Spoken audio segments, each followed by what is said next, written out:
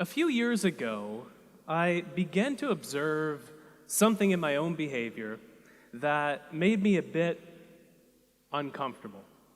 And that was that from the moment that I woke up to the morning, to the end of the day, my life was a series of screens.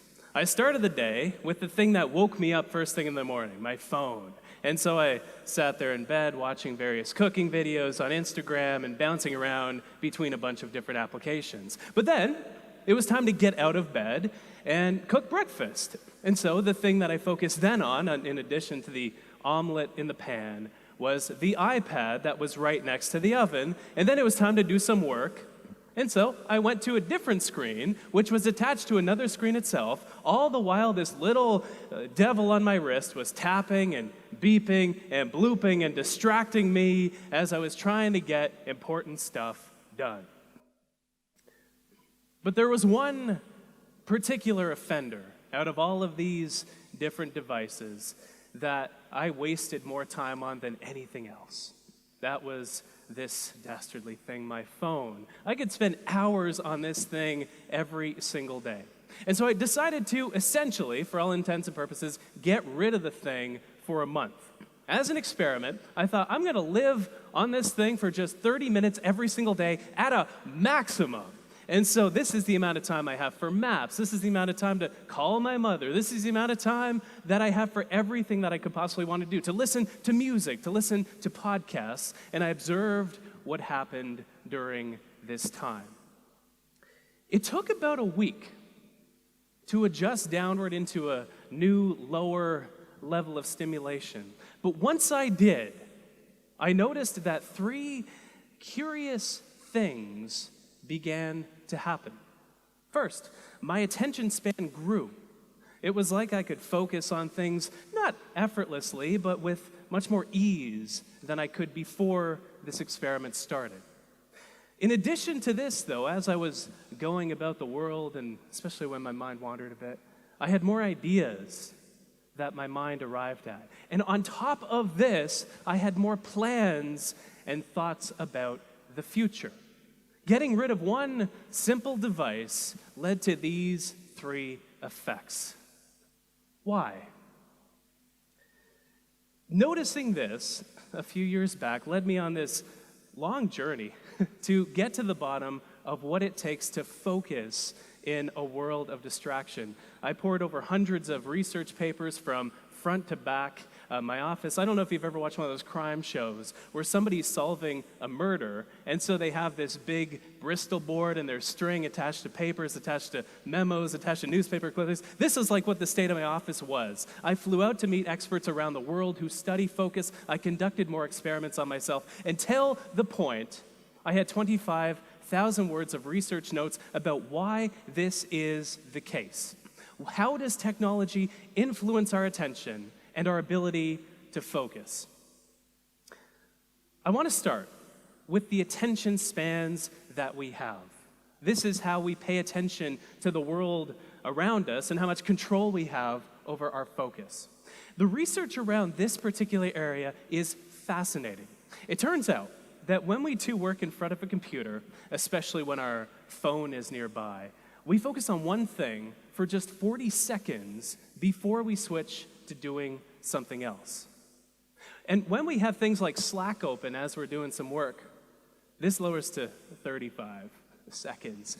But the reason that this is the case is not what we might think after looking at the research. We think the problem is that our brains are distracted. But after looking at the research, this is what I've come to know as a symptom for the deeper problem, which runs much more deeply. It's the root cause of this distraction. It's not that we're distracted, it's that our brains are overstimulated. It's that we crave distraction in the first place. Our brains love these tiny little nuggets of information and social media and email and these things that we do over the course of the day. There's even a mechanism in our mind called the novelty bias, by which our mind rewards us with a hit of dopamine, one of those wonderful pleasure chemicals, the same one that we get when we eat and order a whole medium pizza from Domino's, the same one that we get when we make love, we get that same stimulation when we check Facebook. We get this dopamine coursing through our mind, and so we not only crave distraction, but our mind rewards us for seeking out and finding distraction in the first place. So this is the state of our minds today. We're at this hyper-stimulated state where we bounce around between these bunch of different objects of attention that are very, very stimulating for our mind. And so I thought, okay, if the phone had this impact on my attention span, what if I lowered how stimulated I was even more still? And so, this feeling that we experience when we go from being in a state of high stimulation into a state of low stimulation, it has a name. That name is called boredom. This restlessness that we feel when we have this super busy week and then we're lying on the couch on a Sunday afternoon thinking, all right, what am I doing now? So I put out a call to the readers of my website and I asked them, what is the most boring thing that you can think of doing? I'm going to make myself bored for an hour a day for a month. And so I did some stuff that I still am upset about from my readers to this day. Day one, I read the iTunes terms and conditions for 1 hour. It's actually shorter and more readable than you might think. Day 4, I waited on hold with Air Canada's baggage claims department. It's very easy. This is the trick. If you want to make yourself bored, don't call the reservations department. Call the baggage claim people, because you're going to wait for hours if you ever get through it all. Day 19, I counted all the zeros that I could in the first 10,000 digits of pi. Day 24, I watched the clock. Tick, tick, for 1 hour. And 27 other activities this month. Jeez. I still think back. But curiously, I noticed the exact same effects as I did during the smartphone experiment. It took about a week for my mind to adjust downward into a newer, lower level of stimulation. And this maps curiously on top of research that shows that it takes our mind about 8 days to fully calm down and rest, like when we're on vacation as an example. Our vacations need to be longer than they are today. But I also noticed that my attention span expanded. I was able to focus even more effortlessly because I wasn't surrounded by fewer distractions, but my mind was so much less stimulated that it did not seek the distraction in the first place. But the fun part were these ideas and plans that struck me that didn't before. And the reason that this is the case is because my mind had a chance to wander more often. There's a great quote that I love that you might be familiar with from J.R.R. Tolkien, where he says that not all those who wander are lost. And the exact same thing is true, it turns out, with regard to our focus, with regard to our attention. If you think back to when your best, most brilliant ideas strike you, you're rarely focused on something. Maybe this morning you were taking a shower, or maybe some morning in the past, and then your mind had a chance to connect several of the constellations of ideas that were swirling around in your mind to create an idea that would never have materialized otherwise if you were focused on something else, on your phone, for example. This is a mode, especially when we do this deliberately, when we deliberately let our mind wander. I call this mode scatter focus. And the research shows that it lets our mind come up with ideas. It lets our mind plan because of where our mind wanders to. This is fascinating. It turns out that when we just let our attention rest, it goes to 3 main places. We think about the past, we think about the present, and we think about the future. But we think about the past less than we might think. Only about 12% of the time, and often the time we're recalling ideas in these thought-wandering episodes. But the present, which is a much more productive place to wander, we wander to think about the present 28% of the time.